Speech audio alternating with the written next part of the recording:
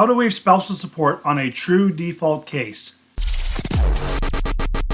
Okay, what we're talking about is divorce cases that are true defaults. What that means is the other party is not participating, they're not cooperating, they're not filing a response, they're not doing anything.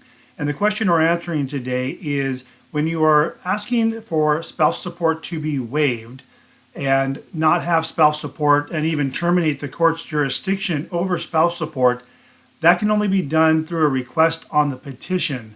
I often talk about in amicable divorce cases where both parties are participating, if the parties agree to terminate spousal support, that you include some additional language where the parties will both initial indicating that they agree to waive spousal support. There's two different versions, one for short-term marriages and one with long-term marriages.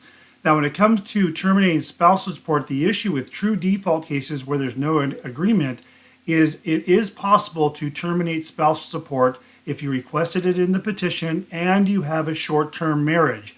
One of the issues that always comes up is if you have a long-term marriage over 10 years and you mark on your petition to terminate jurisdiction over spousal support, and then when you go to submit your judgment, you're going to have to match your petition and say terminate on the spousal support order.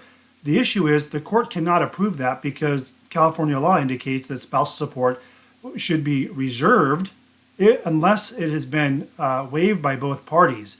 So what's going to happen if that's the case is you would have to amend your petition to reserve jurisdiction over the issue of spousal support, reserve it, refile your request to enter default, then enter your default judgment with reserved jurisdiction. This is only an issue on long-term marriages. It is not an issue on short-term marriages less than 10 years.